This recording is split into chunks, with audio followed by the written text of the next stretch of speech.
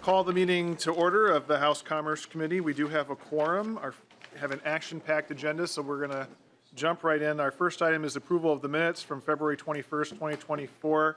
Representative Tabke, do you want to make a motion?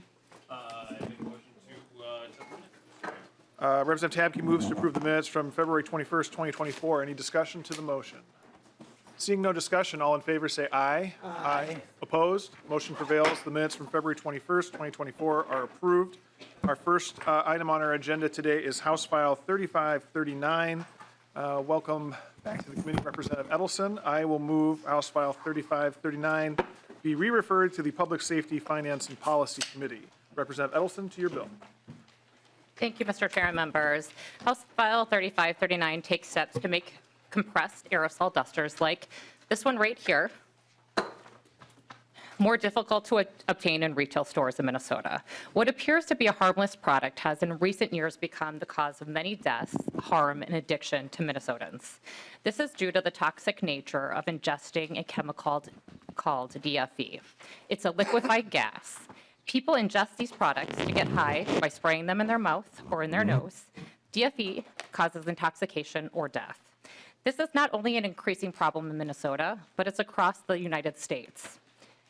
I sent members a copy of the U.S. Consumer Product Safety Commission's report on aerosol dusters. It should be in your packet or a link to it. This is not only, in this report you will also find the data from NEAS, which is the National Electronic Injury Surveillance System. In the timeline between 2006 and 2020, the review numbers showed that 70% of the incident victims were male. There were 1,126 deaths that resulted from this. The youngest death was a child that was 13 years old, and the oldest was a 70-year-old man. 37 deaths were in Minnesota. The highest usage was between the ages of 18 to 54, and there were 25,300 ER visits due to injuries. This is not a small occurrence.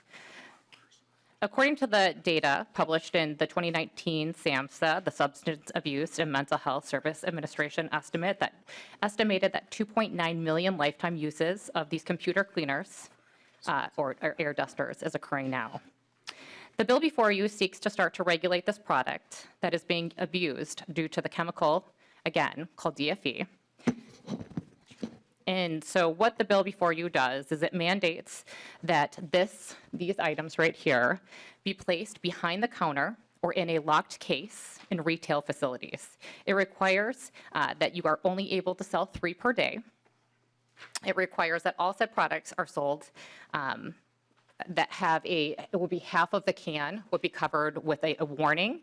And I have worked with physicians and Hennepin Health to work on what that language would look like. And we have a testifier here today. So with that, Mr. Chair, I'd like to, we have some impacted families, one who has lost their son, Tommy, another family who their child is actively struggling with addiction with these products. And so I ask members to be very respectful, as always, as you are. But this has been a really hard time for families in the state of Minnesota. And I'd love to call our testifiers, please. Thank you, Representative Edelson. The first testifier we have on the list is Samantha Lee, the Director of the Hennepin County Poison Control. You just come forward, state your name for the record, proceed to your testimony. Welcome to the committee. Hi, Mr. Chair and committee members. My name is Samantha Lee. I'm the Director of the Minnesota Poison Control System, and I'm a pharmacist and a clinical toxicologist. For the past 5 years, our Poison Center has managed close to 100 cases related to air duster exposure in Minnesota. However, I must stress that this number is likely underestimation, since calling the Poison Center is voluntary. Most of these cases involve individuals in their 20s and 30s, highlighting the vulnerability of a demographic often unaware of the lethal risks associated with inhalant abuse. A 2023 published study by our Poison Center colleagues in Ohio reviewed the National Inhalant Misuse Report to the National Poison Data System from 2001 to 2021.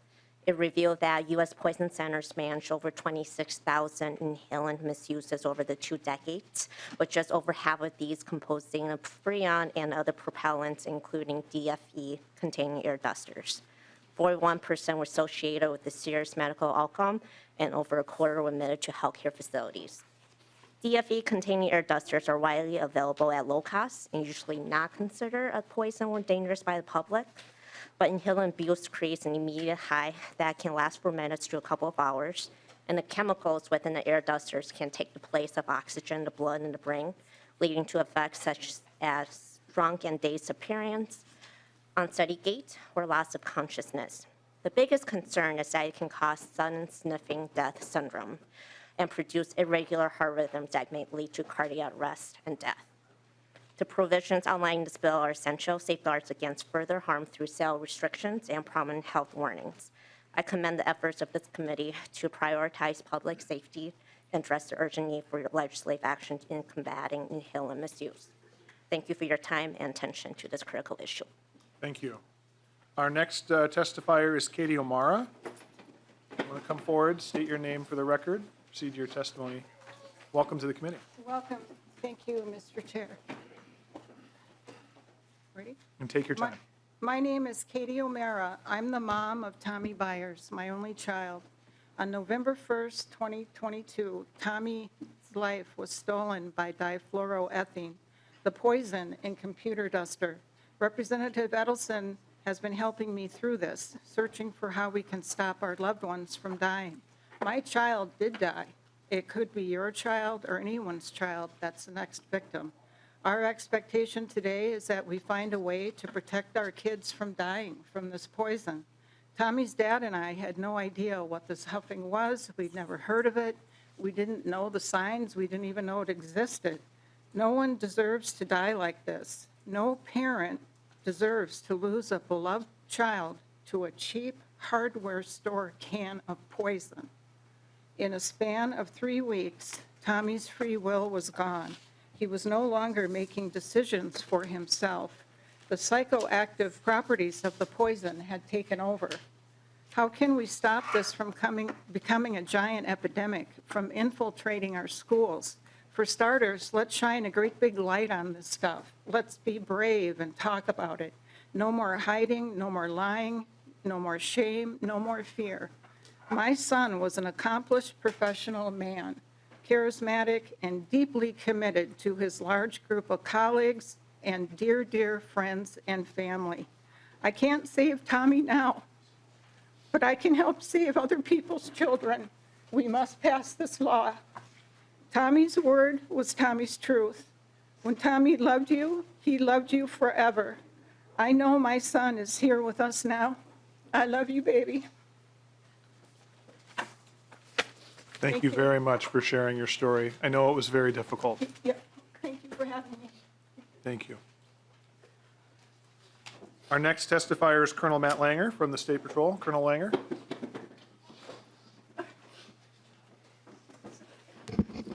Good afternoon, Mr. Chair, members of the committee. So there is a traffic safety component to this bill, that being if we can keep dust off and similar products outside the hands of people using it inappropriately, there is an opportunity to save lives on the highway. It's not as common as other drugs or substances that people can abuse, but this is one that people do abuse, and I can remember at least one fatal crash that killed a father and young son that was dust-off related years ago. So if we can keep this out of the hands of people using it for inappropriate purposes and safeguard that, I think it's a good thing for our state, including traffic safety.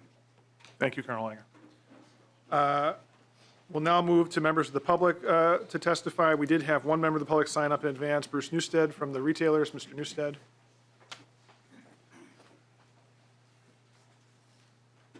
Mr. Chair, good afternoon. Members of the committee, I'm Bruce Newstead with the Minnesota Retailers Association. I work with retailers across the state.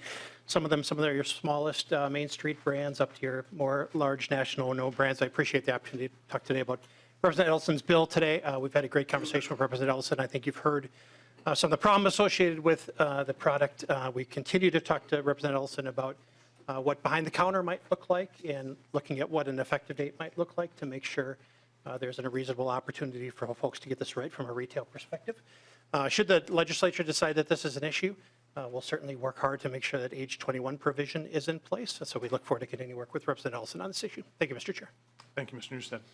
Are there any other members of the public wishing to testify as to this bill? Seeing none, we'll move to member discussion and questions. Discussion to the bill. Representative New Brindley.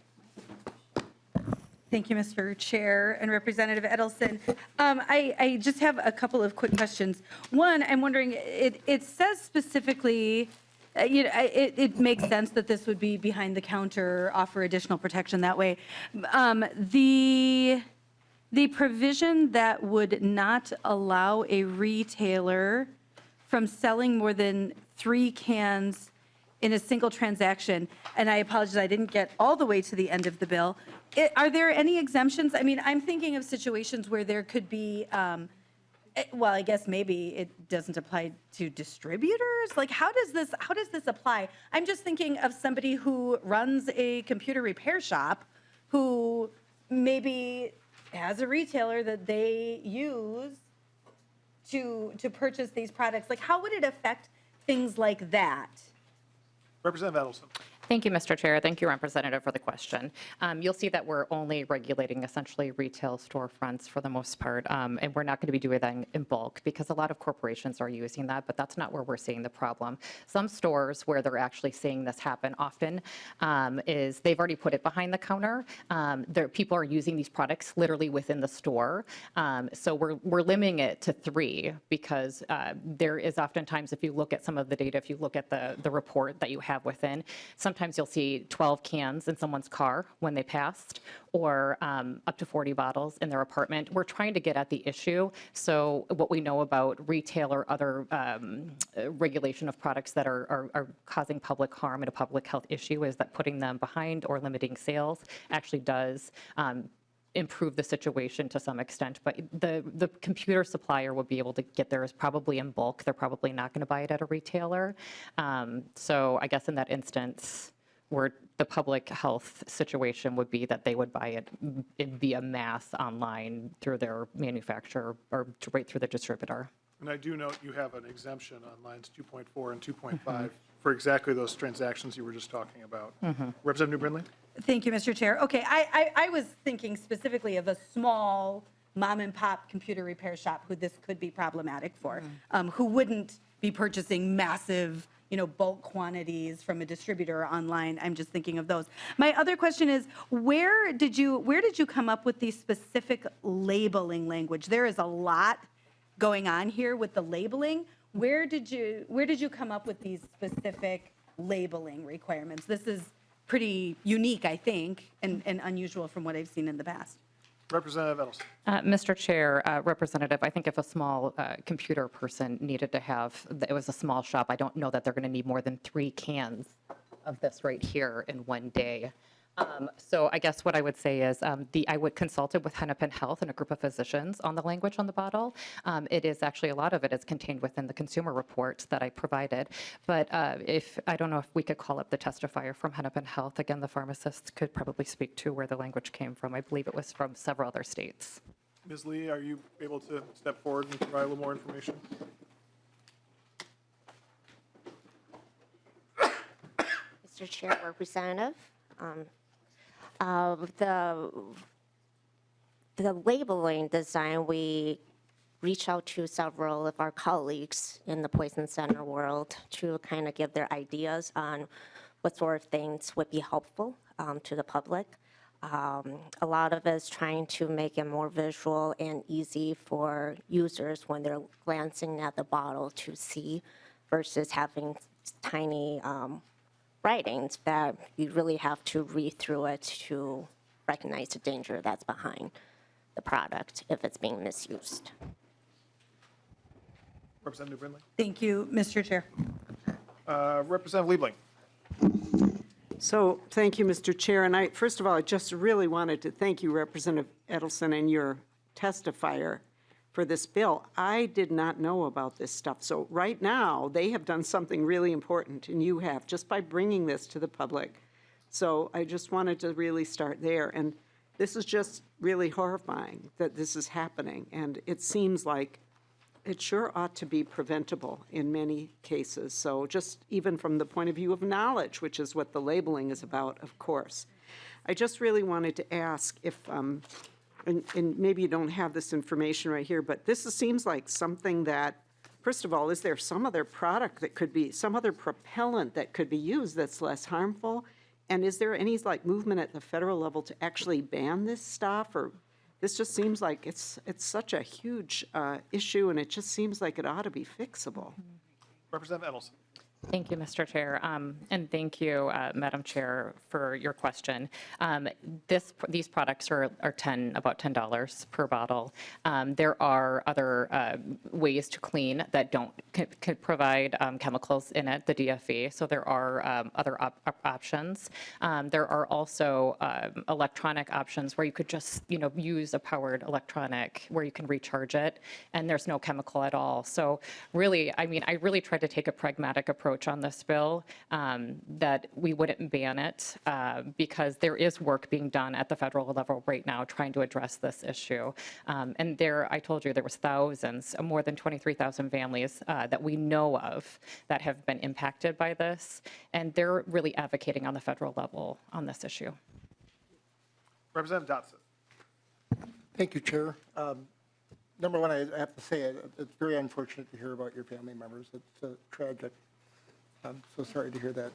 But more of a question than anything else is, educate me a little bit. Is this similar to what they call huffing, where it's actually aerosol cans where you see even, I've been at grocery stores where you see Cool Whip, and there's cans of Cool Whip. Is it a different product, or is there something different? And second part of that question would be, how do we manage this as far as age appropriation, as far as marketing and selling these products? Because that's a whole other issue when these products come for marketing and selling at the store as well.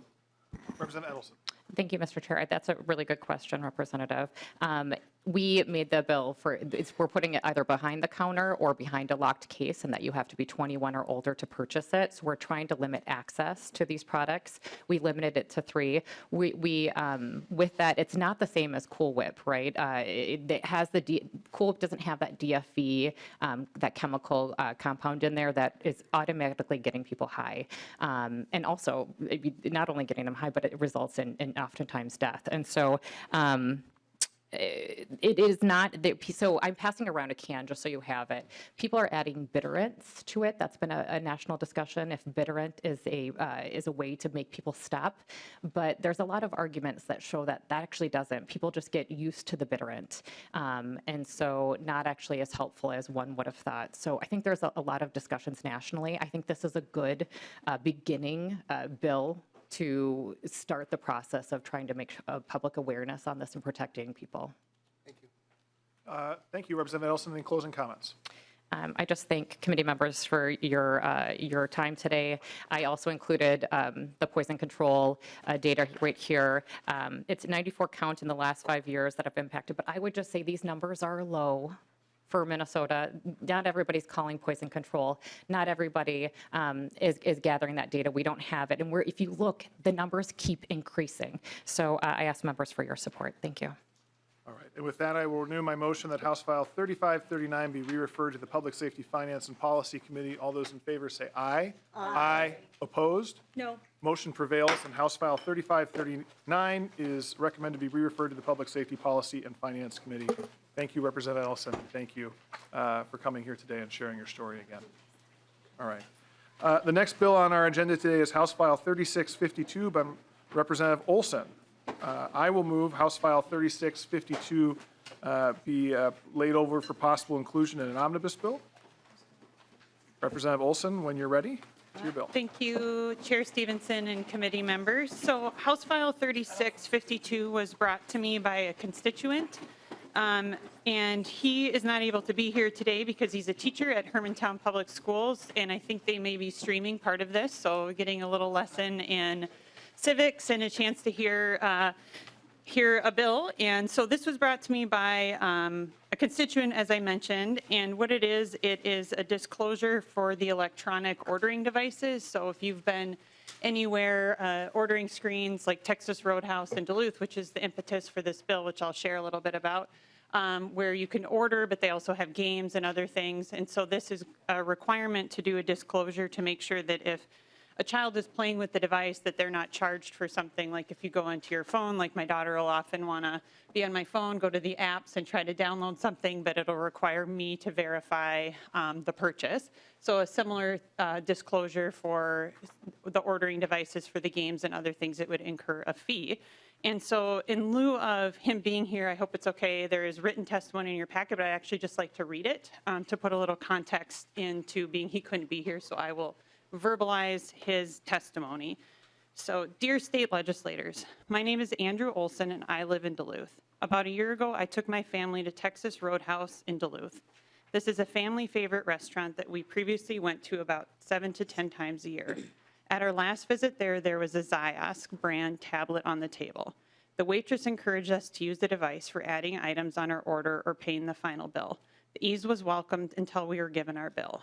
There was a $1.99 charge added on the bill.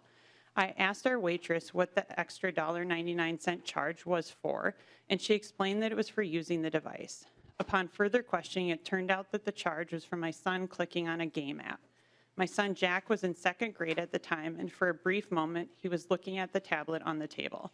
He explained that when he saw the game, he touched the app. The device then opened a confirmation screen. He didn't understand what it meant. I then looked at the device. The issue I found was the screen that followed was very confusing and misleading. The writing was smaller to cancel the purchase and less illuminated. The information provided was unclear, and to a young child, he didn't know what to do. He did not play any games on the device and had it for less than a minute. The way that it was set up, the cancel icon is a shade lighter, and the way it is written implies that a purchase has already been made. The confirmation screen offered 2 options. The first was let's play, and the second was to cancel the $1.99 purchase. The way it was written, the charge had already been made just for clicking on the game icon. Even the way the 2 options were presented was not clear, especially to a young child. When I asked for a manager while we were leaving, she stated that this charge had been questioned over 20 times that day, and for most people, the establishment refunded the money. If 20 people a day were bringing this up, that would mean that many more didn't notice the charge on the bill. Some customers may have assumed that this $1.99 charge at the end of the bill was just another extra charge being added onto bills after service has been rendered. That has become a common practice and deceptive in its own way. I told the manager to keep the $1.99 as it would then remind me not to go back and patronize their restaurant. On our way home, my son asked if he did something wrong. That was what bothered me about this entire scenario. He didn't do anything wrong, in my opinion. I should have checked the device before he grabbed it, but this deceptive marketing practice shouldn't be legal. Parental consent should be required if there would be an extra charge for an item like this at a family restaurant. Imagine if Chuck E. Cheese allowed kids to play unlimited video games and then gave their parents a bill after the fact. It would be considered unethical.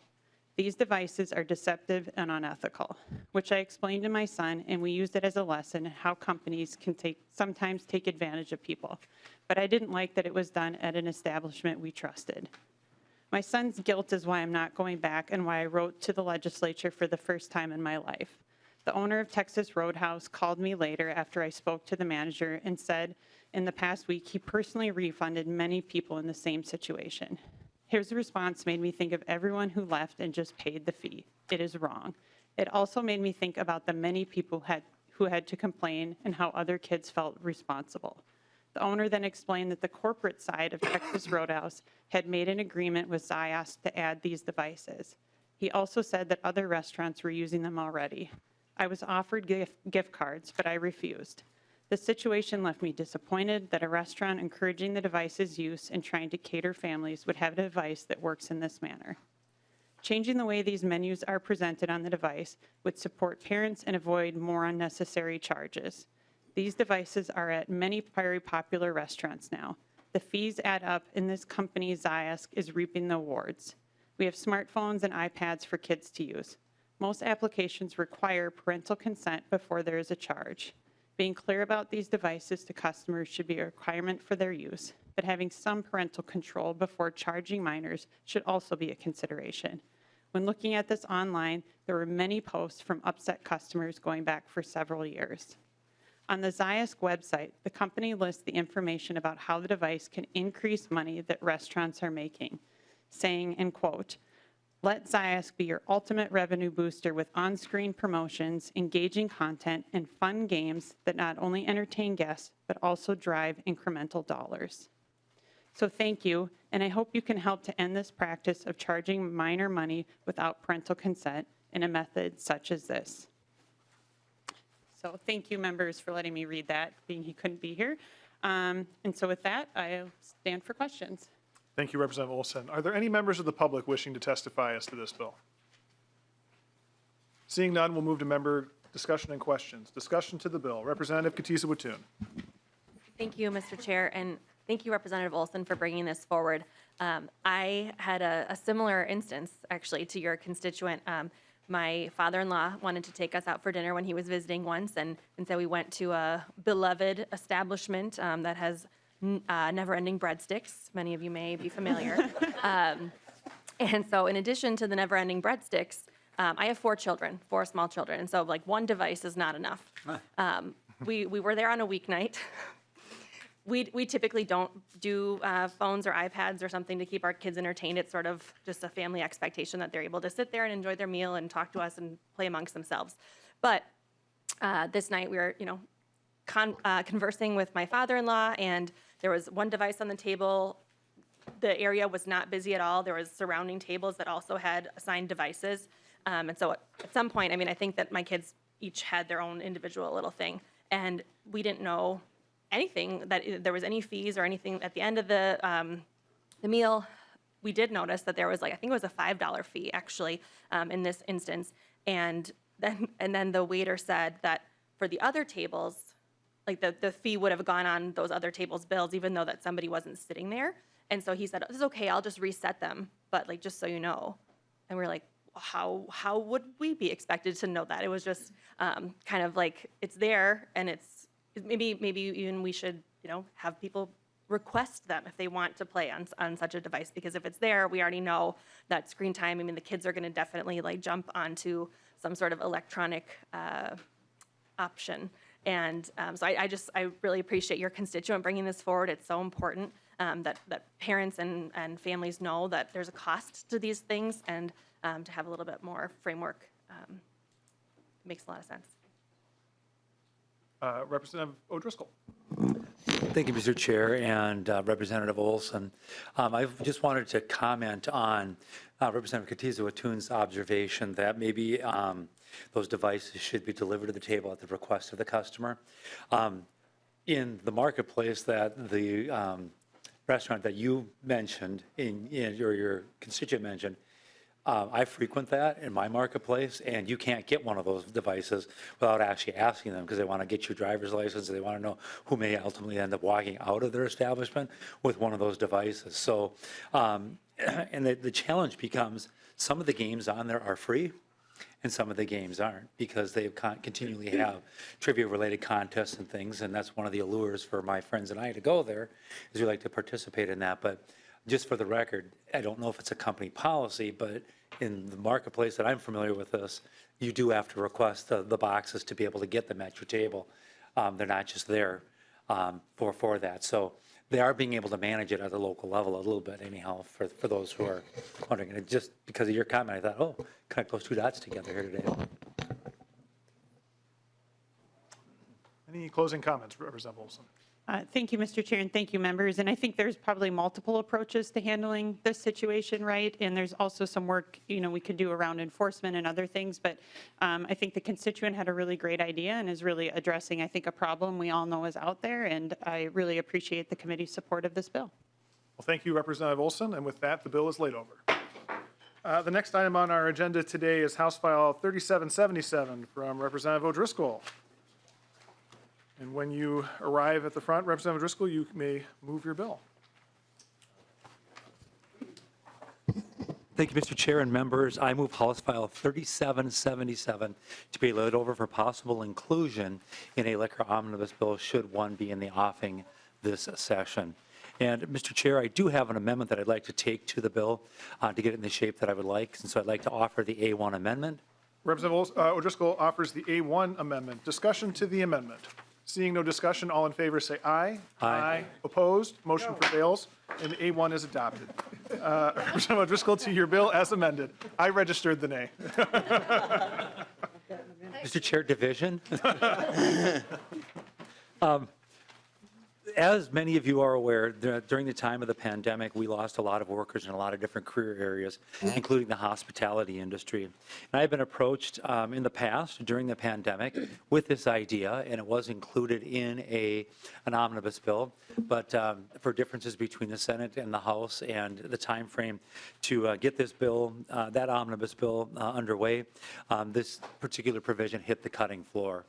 The provision allows for establishments, if they are so inclined, to be able to hire 17-year-olds to serve alcohol to the tables when customers come in and order.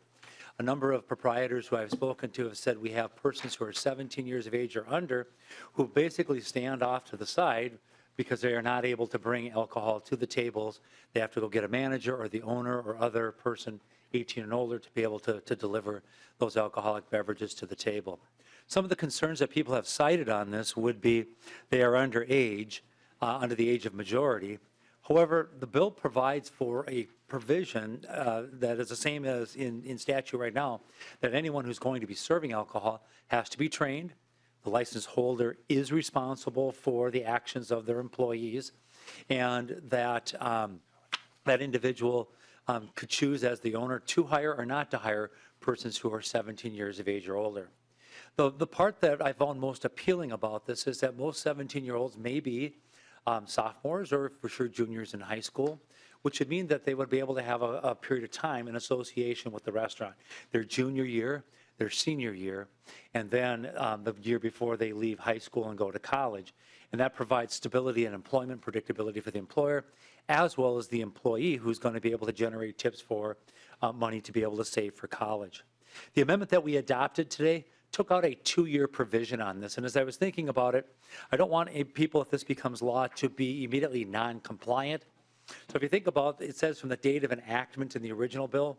So if we had this enacted and signed by the governor, say on May 30th of this year, would take us to May 30th of next year, 2025, and then it would expire on May 30th of 2026, just in time for all the resorts and the summertime activities who have done all their hiring and training to not be able to be qualified to have these folks. They may or may not be aware of that, and I do not want to have businesses inadvertently be involved in a liquor violation because of the way that the law was written. And so I trust the legislature, if there's a problem, we come back and fix this or modify the law, or quite frankly, if it's not working, to pull the provision from state law. So, Mr. Chair, I don't have any testifiers. We did have some previously, and so that is the extent of the bill. Are there any members of the public wishing to testify as to this bill? Seeing none, we'll move on to member discussion and questions to the bill. Representative Cleavorn.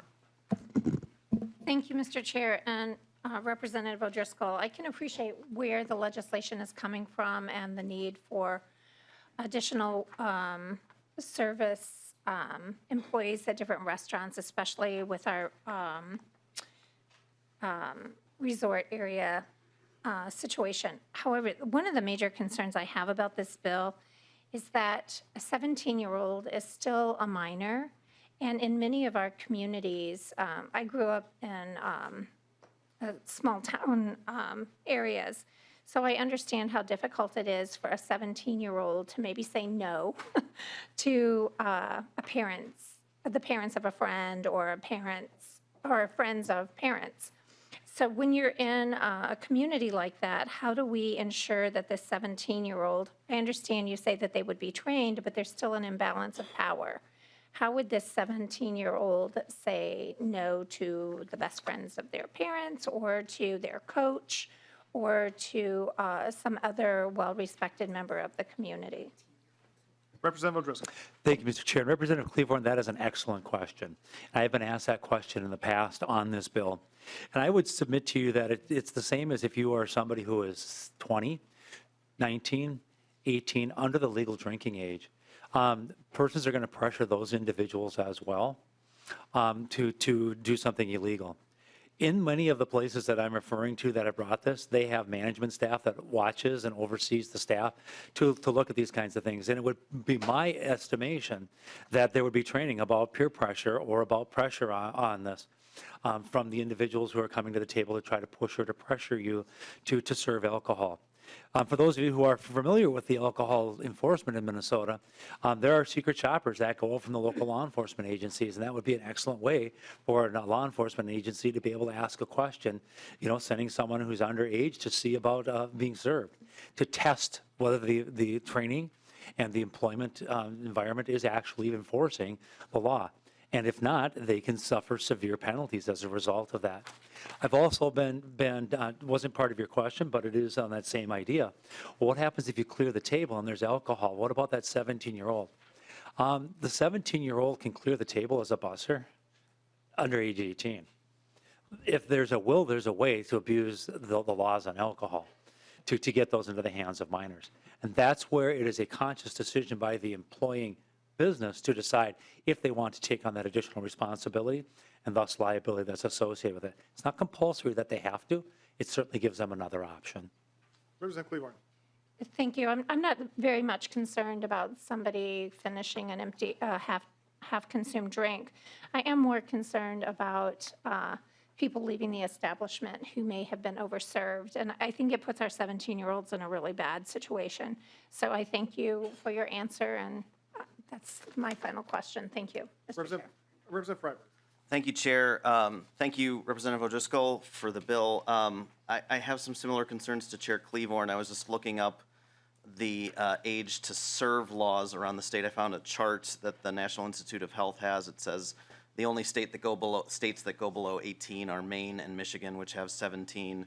Although I have seen some articles saying there's kind of a wave of laws around the state trying to lower the age, and one article said in Wisconsin there's a bill introduced to lower the age to serve to 14, which is a little alarming, I feel like. But I did find, kind of consistent with what Chair Cleavorn found, he was asking about, but then also it kind of raises another point. There's some information from the Economic Policy Institute that says serving alcohol puts underage workers at risk of sexual harassment and increases the likelihood that underage workers and customers will consume alcohol. And you kind of addressed the issue about the likelihood that they will consume it. I don't know, do you have any response just to the concern about the risk of sexual harassment or anything along those lines? Representative O'Driscoll. Thank you, Mr. Chair, and Representative Freiberg. I don't have any comments. I don't have any information on that. That's from what I heard you say, it's speculation that it might happen. I don't know that they had any hard evidence that showed in states that do allow liquor to be served by 17-year-olds. There was data specifically on that, but it was more of a conjecture. I'm not going to enter into the grounds of what might happen. I don't know. Representative Kraft. Thank you, Mr. Chair. Representative O'Driscoll. The question I have is, 18 seems like there's some rationale, a minor. Below that is a minor, but if you go to 17, why not 16? I mean, why? What is so special about 17 versus, what's the rationale for that? Representative O'Driscoll. Thank you, Mr. Chair. And Representative Kraft, the point that we're at 17 is it's introducing another group of workers that are already in the hospitality industry that have an understanding about taking orders, serving food, the rules that go along with public health and public safety in those environments. And so to be able to have them be a part of this, it seems like a logical group of people who you would look to bring them into that next level. And again, many restaurants, maybe not in your community, but across the state, are experiencing shortages, and they're trying to be able to get in and find a way to be able to survive and thrive. And we also know that with increasing retail tickets at places, fewer and fewer people are going out more often, or I should say less often, because of the increase in pricing. And it makes it more difficult for those businesses to be able to stay in business. Over this weekend, we just had a very large pizza establishment close in my community after 20 years because the cost of doing business has just gotten to be unbearable for them at that location. Representative Kraft. One quick follow-up. Thank you, Mr. Chair. But can't a 16-year-old work in the same establishments? Representative O'Driscoll. Yes. Okay, Representative Liebling. Thanks, Mr. Chair. And I just want to kind of make a quick statement about this, and because Representative Driscoll, your comment about the tips and that they can start to earn tips and save for college and so on, really, and the other discussion about potential sexual harassment really made me think about this. There is a concern in a tip-based work environment, any worker is more vulnerable potentially to sexual harassment. And why is that? It's because by its very nature, getting tips is about pleasing the customer, not being unpleasant, trying to accommodate their requests and so on. And it really puts workers in a very difficult situation. So when you take that with younger people who are now serving alcohol to older people by definition, who, and are also, of course, responsible, as servers are, for drawing the line on over-serving and making sure, and carding people and so on, I think it's not a great situation. And like some of my colleagues here, I really don't favor that approach. So just thank you, Mr. Chair. Thank you. Closing comments, Representative Driscoll. Thank you, Mr. Chair and members. I, in my lifetime, have met 17-year-olds and even 16-year-olds who I think are much more mature and knowing how to deal with issues that have come before them than people who are, well, might I even say, older than age 21, and I'll just leave it at that. Thank you, Mr. Chair. Thank you. And with that, the bill is laid over. The next bill on our agenda is House File 3857 from Representative Hollins. I will move House File 3857 be placed on the general register. Representative Hollins, when you're settled, to your bill.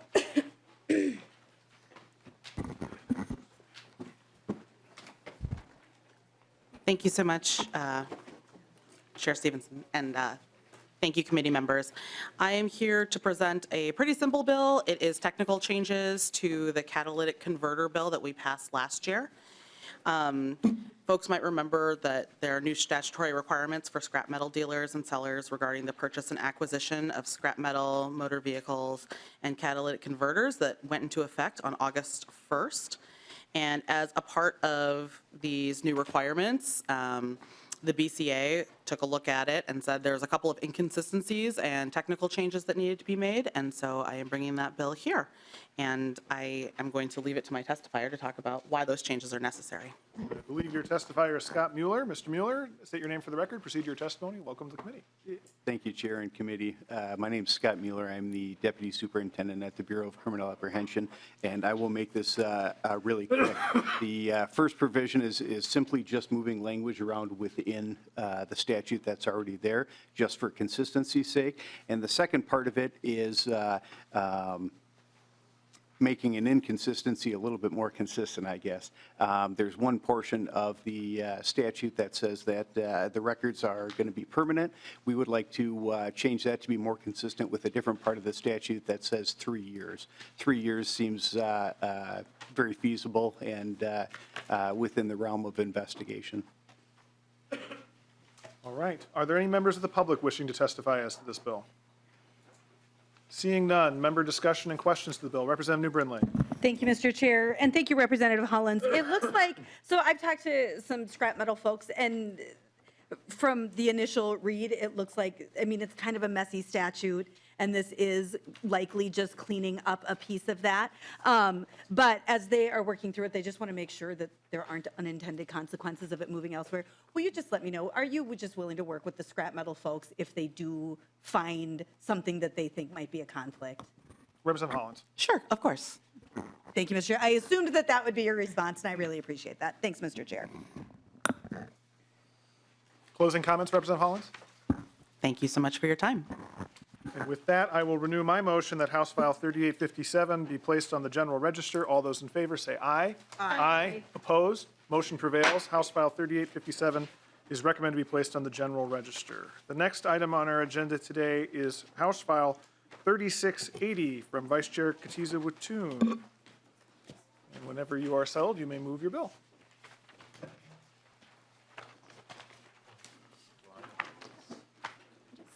Thank you, Mr. Chair. I would move House File 3680 to be referred to the general register.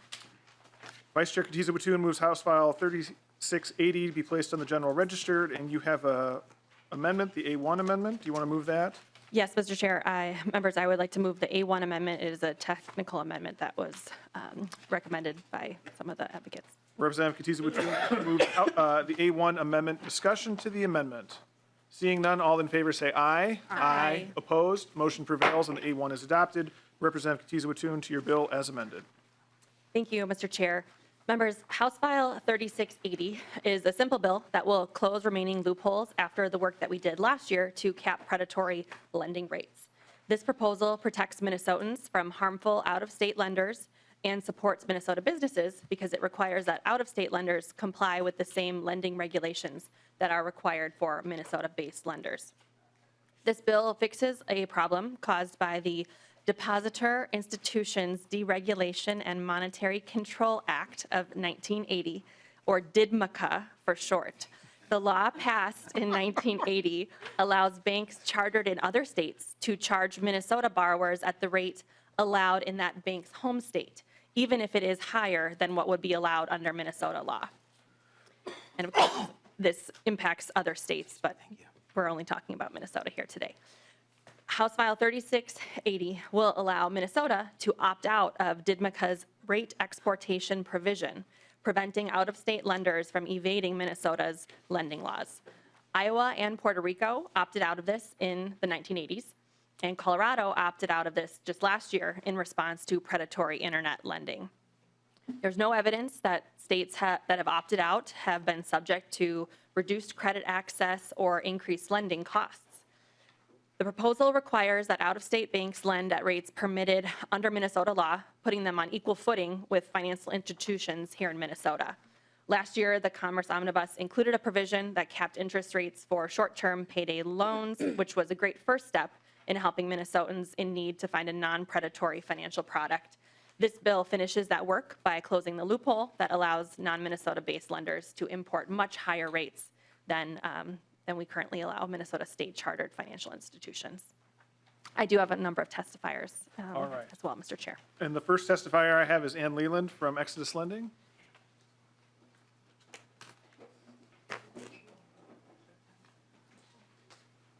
Just want to state your name for the record, proceed to your testimony. Chair Stevenson, members of the committee, my name is Ann Leland. I serve as the executive director of a statewide nonprofit called Exodus Lending. Thanks for having me back.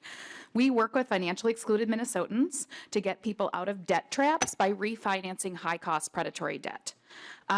Since we've opened our doors, we've reached more than 715 Minnesotans across 46 counties and refinanced more than 1,000 predatory loans and saved $2.2 million that otherwise would have been drained in interest and fees in our communities.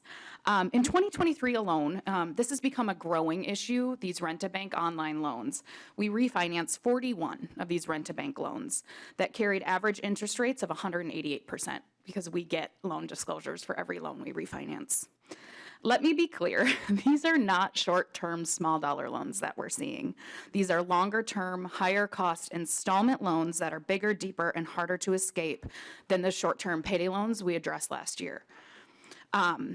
These loans, no Minnesotan should have to pay, I'm going to just use the most recent example, $6,000 on a $3,000 loan over the course of 7 months.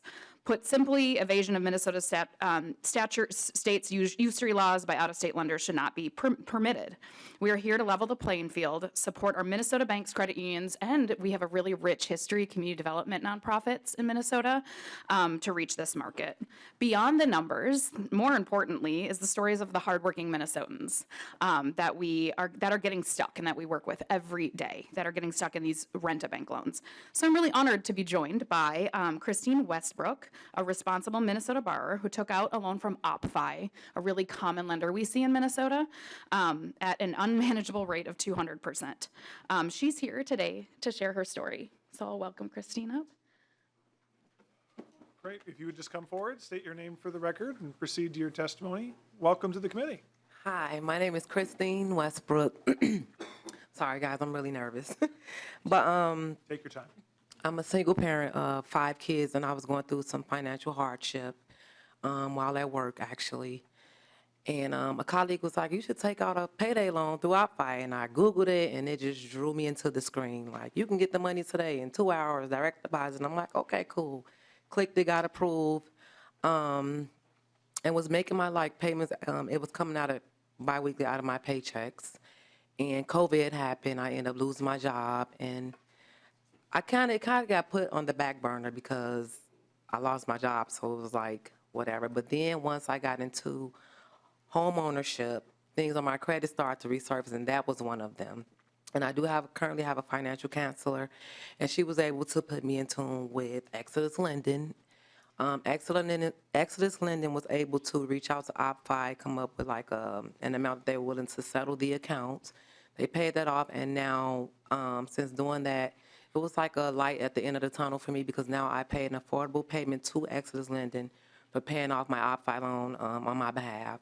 So just at the time, I was just going through it financially. I didn't read the small fine print, but to me, it's unethical to have to pay back the amount on top of the amount I borrowed. I couldn't literally afford it after things resurfaced after me trying to go into my home ownership. So thank God for Exodus Lending, because now I'm at a better place with that. Well, thank you very much for coming today and sharing your story. It's very No helpful. problem. Thank you guys for listening. Thank you. Yep. Next, we have Jessica Whitney. Ms. Whitney, if you want to come forward, state your name for the record, proceed to your testimony. Thank you, Mr. Chair. Committee members, my name is Jessica Whitney. I am a Deputy Attorney General with the Minnesota Attorney General's Office over Consumer Protection. I've been there about a year, but prior to being in the Minnesota AG's office, I spent 18 years down in Iowa, where I was the administrator of the Iowa Consumer Credit Code in addition to being head of the Consumer Protection Division. So I have a unique perspective to this bill because Iowa, as you heard, was the opt-out state for 43 years now at this point. And I'm here to tell you the sky's not falling, that this is the solution to close that loophole. In the AG's office, we are still seeing triple-digit interest rate complaints come through because of this fintech rent-a-bank world out there. They're not against Minnesota companies anymore. They're against fintechs and out-of-state lenders, but we're still seeing them, and our citizens are still subject to them. When I was down in Iowa, in fact, one of the last cases I did was an online fintech lender with a rent-a-bank that was charging 300, 400% for things like pet loans and auto repair. And because Iowa had opted out of this interest rate exportation, I didn't even have to sue them. It was an out-of-court settlement once they got lawyers that understood what the opt-out did. In Iowa, it was a very bipartisan, supported by all state chartered institutions bill. It had been challenged about 3 years ago where the fintechs tried to get rid of it. It survived, again, in a very bipartisan manner.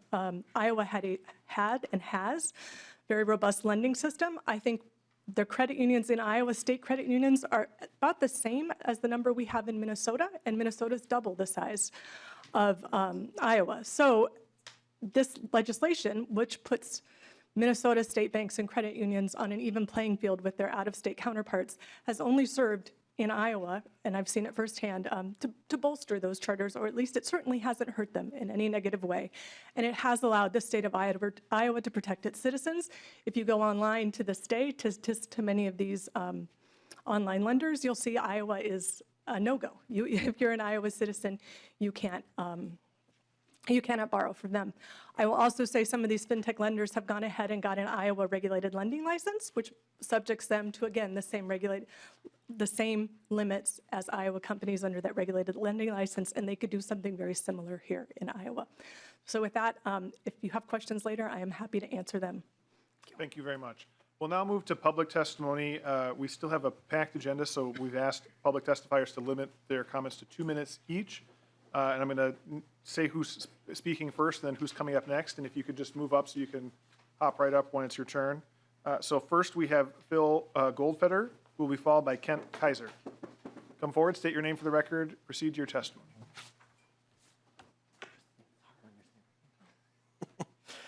Thank you, Chairman Stevenson, Vice Chair sitting right next to me, and members of the House Committee on Commerce, Finance, and Policy for providing me the opportunity to testify before you in opposition to HF 3680. My name is Phil Goldfeder. I served as a senior advisor to Senate Majority Leader Chuck Schumer, and I'm a former state legislator from New York. I now continue in my public service as the CEO of an organization called the American FinTech Council based in Washington, D.C. As CEO of a standards-based trade association representing responsible fintech companies of all sizes and their innovative partner banks, I recognize that not all bank fintech partnerships are created equal. And while AFC members do not offer loans above 36% interest rate, other bank fintech partnerships do not hold themselves to such a standard. In recognition of that, AFC agrees with the bill's intent of creating proper guardrails to ensure Minnesota consumers are protected from high-interest lenders operating outside of the state's regulatory perimeter. However, this bill is a blunt legislative tool when an issue like this requires a bit more nuance in understanding bank fintech partnerships. HF 3680 diminishes access for Minnesotans. Under the current law, state-chartered community banks are able to partner with fintech companies to offer much-needed, safe, and affordable credit to consumers. This bill opts Minnesota out of the federal law that enables community banks to compete with national banks. As a result, this will significantly decrease the supply of affordable credit in Minnesota at a time when, according to the CFPB, credit card interest rates are at an all-time high and being driven by a lack of competition.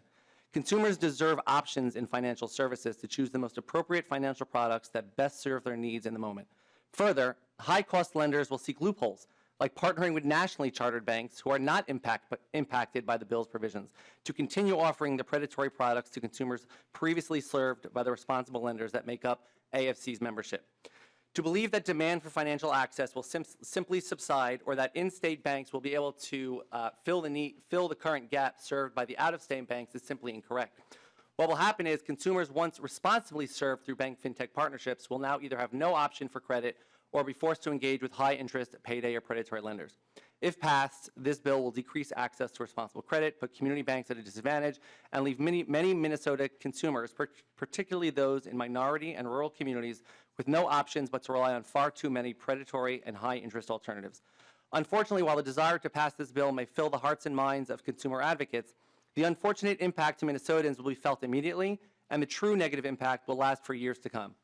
It will be this House, not the advocates, who are going to have to spend time in years to come to solve the problems that are created by this bill. So therefore, we respectfully request that the committee table the bill to consider the nuances needed to properly solve the issues discussed and not harm over hundreds of thousands of Minnesotans being responsibly served by the members of the American FinTech Council. And again, I thank you for the opportunity to present. Thank you. Our next testifier is Kent Kaiser, who will be followed by Nicole Dogwell. Mr. Kaiser, come forward, state your name for the record, proceed to your testimony. Welcome to the committee. Thank you, Mr. Chairman, for allowing me to testify in opposition to House File 3680. I'm Dr. Kent Kaiser, Secretary-Treasurer of the Domestic Policy Caucus. I live here in the North End. It's a unanimous 1978 U.S. Supreme Court decision governing federally chartered banks and the 1980 law signed by President Carter called DIDMCA that governs the state chartered banks that established the bank's right to charge the interest rates applicable to where the banks are based rather than where the consumers reside. And the result has been a vibrant competition among all banks, nationally and state chartered, to provide more and more attractive terms on credit and to provide more credit options, as well as to provide credit to more and more people across state lines. Millions of previously credit-deprived and underbanked consumers have been brought out of the margins and into the mainstream.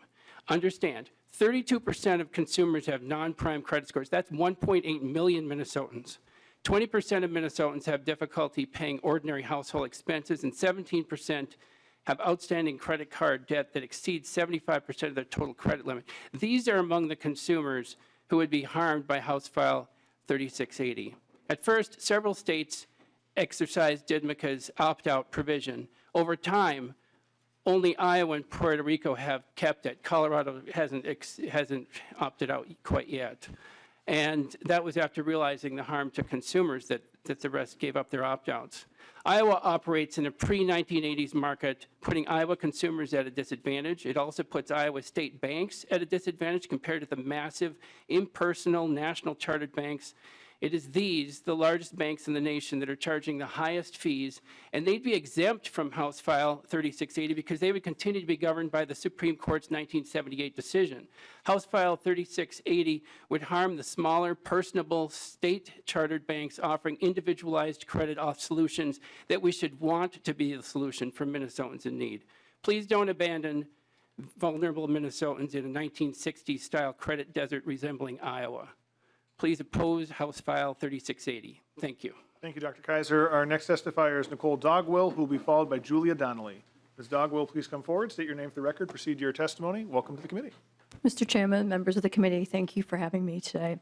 My name is Nicole Dogwell. I am a local attorney based in Minneapolis. I'm a former general counsel of a lending company, and now I'm in private practice representing financial institutions. And I'm here today representing the Online Lenders Alliance. We've submitted a letter in detail, but I just wanted to kind of hone in on one concern that we have with this bill. Namely, the people that are taking out these type of loans are called, underbanked or unbanked or credit constrained. In Minnesota, 10% of the population is underbanked or unbanked, and 28% of the population is considered credit constrained pursuant to FDIC data. The problem with this bill that we see is that if you restrict this kind of credit access to these people who need it the most, the consumers I think that many of you are trying to protect, where are they going to go? I think that the overall concept of this bill is just too obtuse and too blunt, because I think further study needs to be done to make sure that the consumers you're really trying to protect, these unbanked, these underbanked, these credit constrained people, have access to credit, because if that credit is gone, where are they going to go? So I just think this bill needs further study. I think NERA has done a comprehensive study on this, on the impact of what would happen in Colorado. I would just ask this legislature to consider that, look at all the consequences of what would happen with this act before you pass this on. Thank you very much for your time. I appreciate it. Thank you. Next, we have Julia Donnelly, followed by Danielle Arlo. Ms. Donnelly, please come forward, state your name for the record, proceed to your testimony. Welcome to the committee. Hi, good afternoon, Mr. Chair, members of the committee. My name is Julia Donnelly. I'm with Almeida Public Affairs, located here in St. Paul, and I'm here today on behalf of Upstart. So Upstart is a network where about 100 banks, credit unions, CDFIs, and minority depository institutions compete for customers who are looking to borrow from regulated lenders online, quickly, and safely. Whatever bank is offering the customer the lowest rate will get to offer that person the loan. That means that people in Minnesota can get loan offers, all of which are below 36% from across the country, not just local lenders.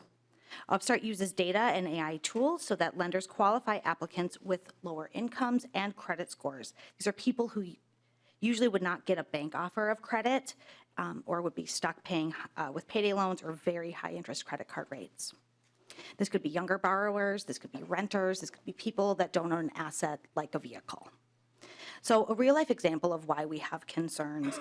So typically consumers use the funds they borrow through Upstart to pay off higher interest rate credit card debt. Today, those rates are at an all-time high, as we know and this committee has discussed.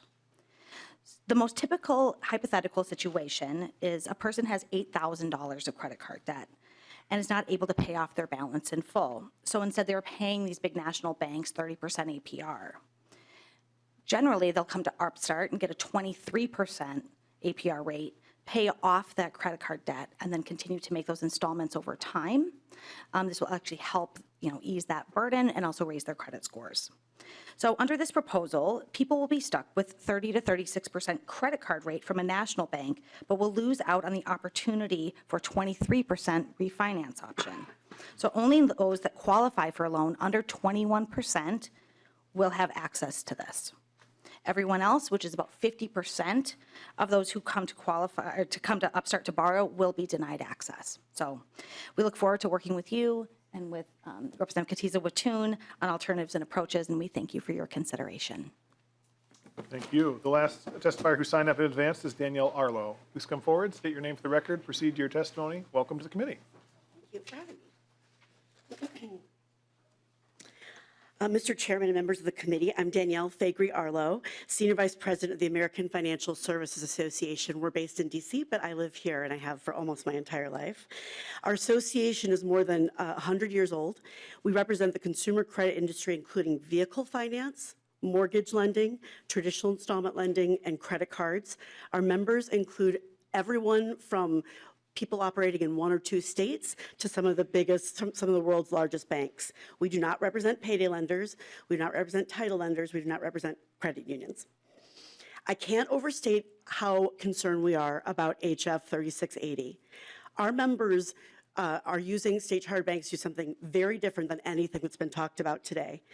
For example, a very large credit company that probably everyone in this room thinks is a national bank is actually a state-chartered bank organized after DIDMCA became law in 1980. Another one of our members that looks just like a captive vehicle finance company is actually a state-chartered bank making direct loans all across the country. We have another member that is a captive vehicle finance company that has a state-chartered bank as part of its business model.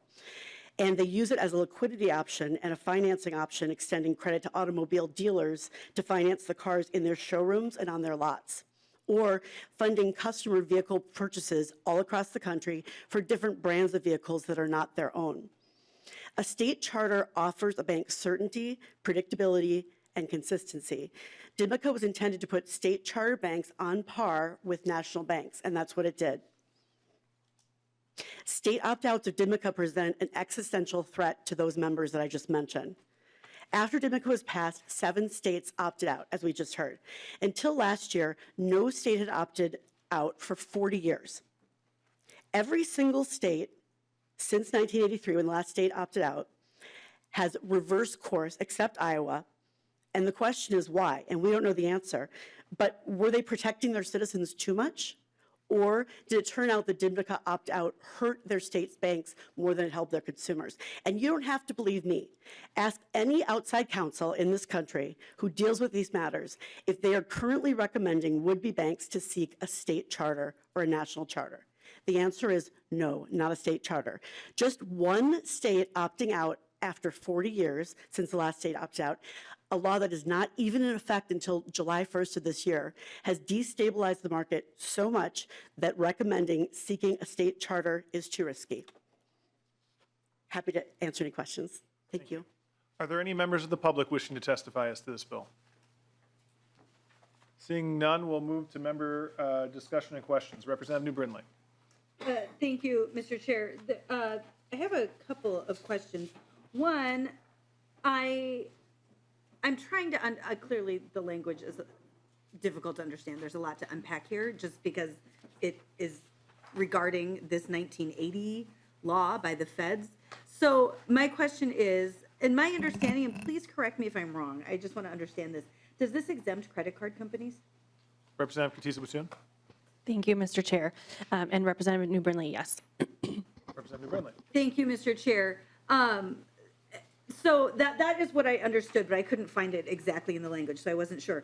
I'm a little concerned about it exempting credit card companies. I'm not sure why it would do that, particularly given, I think it was Ms. Donnelly testified about credit card companies, and often those are high interest rates, and we know particularly post-pandemic with the inflation, credit card debt is up across the country significantly, and that means a lot of people are paying much higher interest rates, and this is potentially removing an option for them to manage that debt. My other question, I was trying to understand this, I don't remember who testified, but somebody said that access to credit had not suffered, but it looked like, I mean, Colorado did this study on, from the Financial Health Network on the effects of this, and they found that access to credit did suffer, and that in Iowa it was even worse. And so I'm wondering, does somebody have actual data on that as opposed to just somebody telling me that it's the same? Representative Kotyza-Witthuhn. Thank you, Mr. Chair. I wonder if the Deputy Attorney General might be able to come and assist with that, given her experience in Iowa. Ms. Whitney, I don't know if you have a comment on that. I do. I don't think the Colorado study was that black and white. And we can get that for you. Again, I was there 18 years. We weren't suffering. There was no credit desert in Iowa. It's easy enough in Iowa to get credit. In fact, like I said, it created this robust system of state credit unions and banks. And Colorado was trying to do what it could with its limited data. But again, we didn't see Iowans suffering, and certainly triple-digit interest rate doesn't help them in the long run anyway. It's like a concrete life preserver where it sinks them and grounds them in further debt. But we can take a closer look at that Colorado study, and happy to parse it through with you.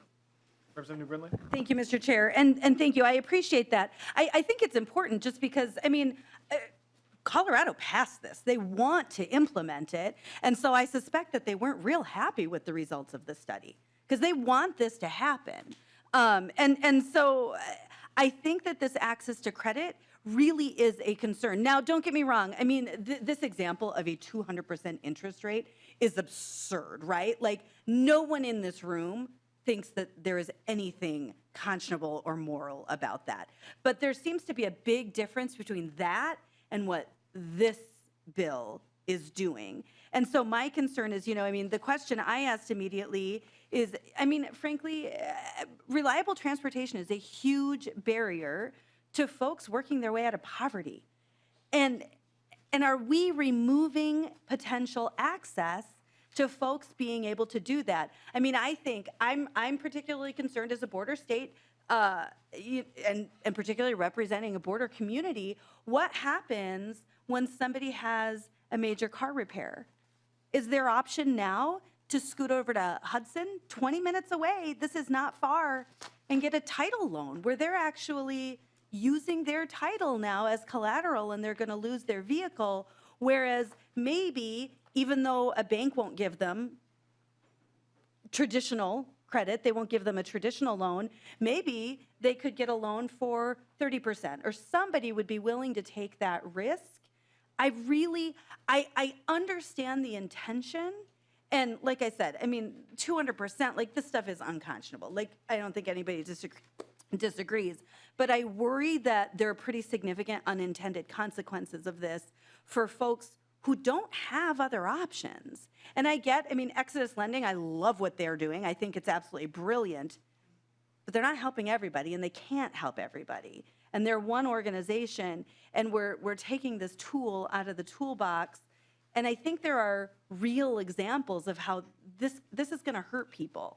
So while I understand the intention, I like the intention, it just seems like there has to be a rifle approach instead of a shotgun approach that is probably going to hurt some folks as well.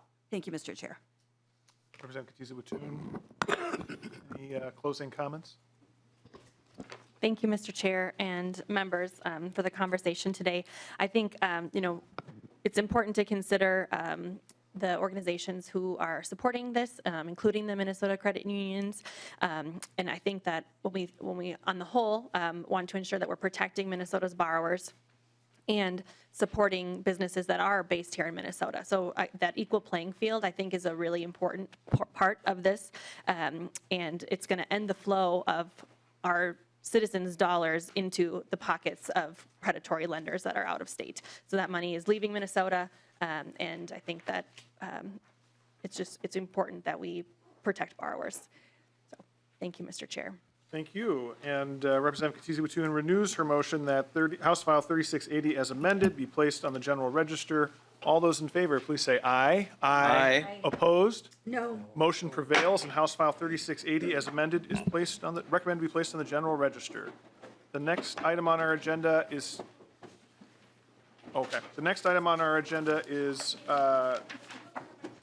House File 4085 from Representative Tabke.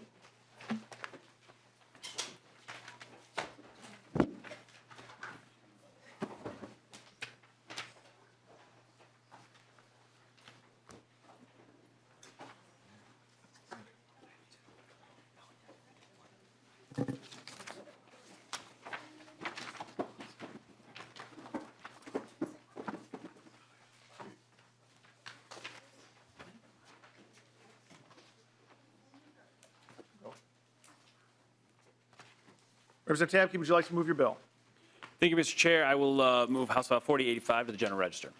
Representative Tabke moves House File 4085 be placed on the general register. Representative Tabke, to your bill.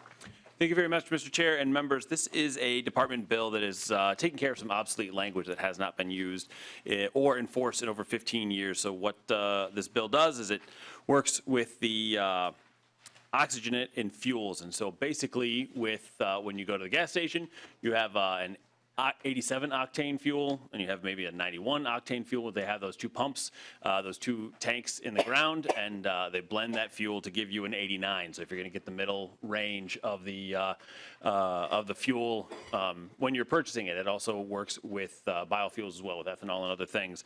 And so that actual blending of the fuel is illegal in Minnesota, and it hasn't been enforced and done for a long time. So this is cleaning up obsolete language to give regulatory certainty to gas station owners. And Mr. Chair, it's a pretty simple bill with that repealer in it. And we have Mr. Kelly here if there are any questions, but we can move forward with whatever you'd like.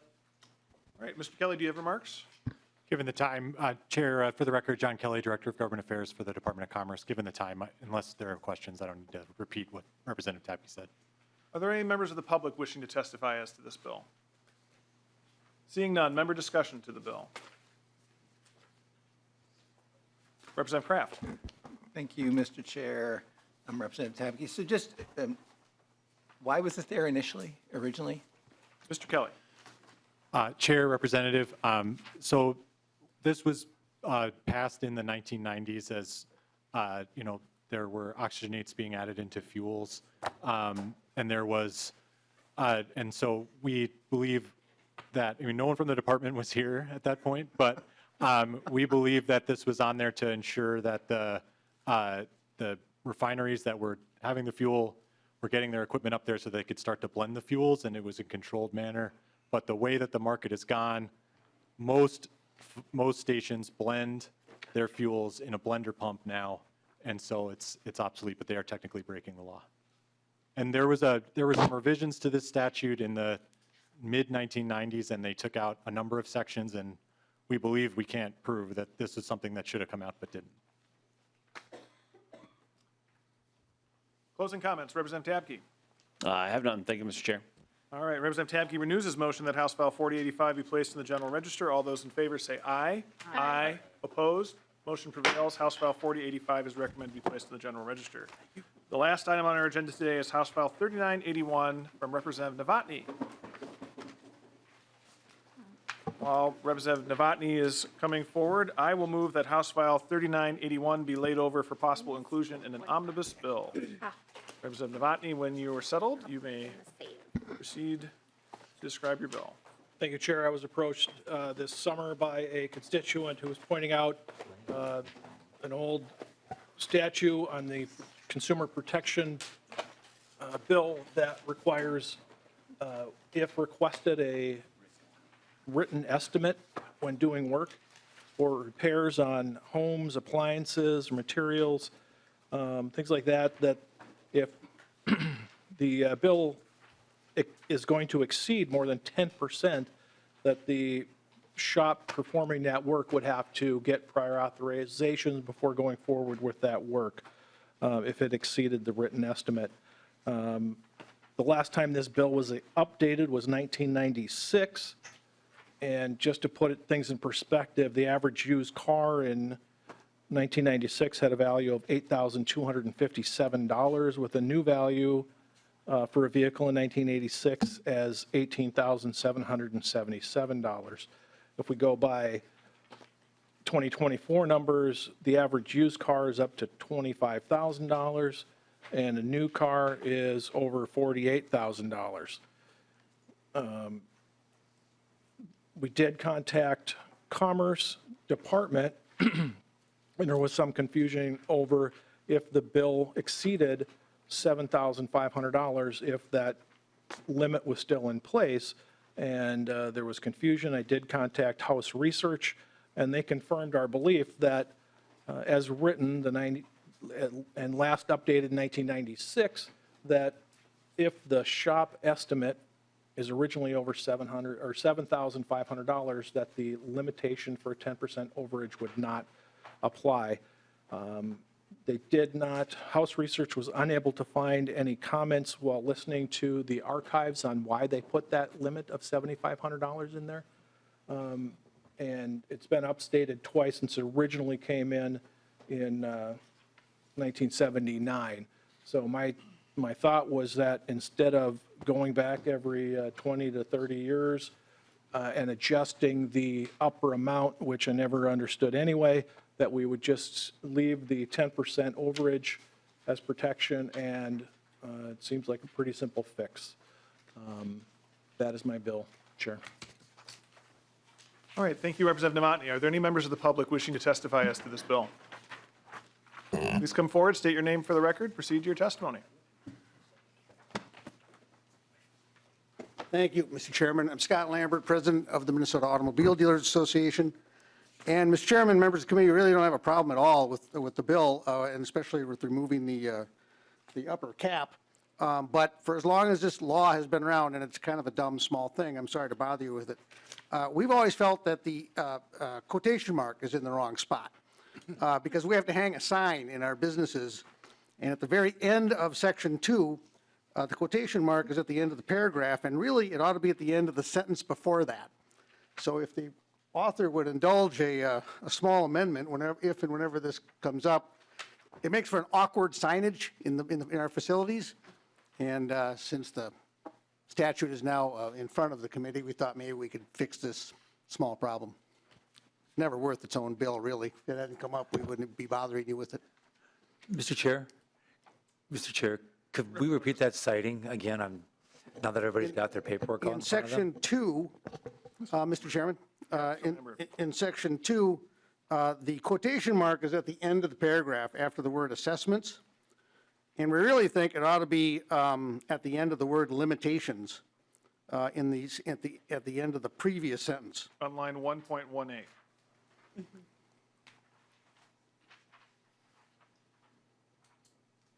That sure seems right to me. I will notorialize that I agree with your assessment.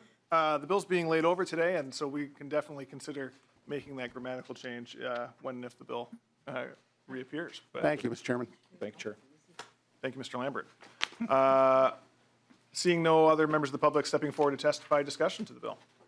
Representative Brindley. Thank you, Mr. Chair. I just have to say, Mr. Lambert, thank you for noticing things like a quotation mark. I live for this stuff around here. I just want to say, I mean, frankly, the cap, the $7,500 seems really odd. I mean, my husband, I own a residential remodeling company. This is what we do. And there would never be a circumstance where a bid would change and the cost would increase that much, and we would not work through that with a customer ahead of time, or frankly, we would eat it. Like, we would never do that. I mean, this is just good business practice. Representative Driscoll.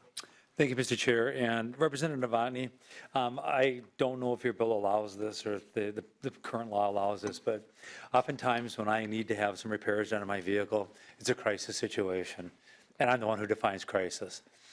So I'm like, it's Monday morning, I got to go to the cities to get to the session or whatever the case may be, or I'm back on a Thursday for a Friday. So I call up my good friends who I've done business with for 25 years, and I go, can I get it in? They go, yep, we can get you in.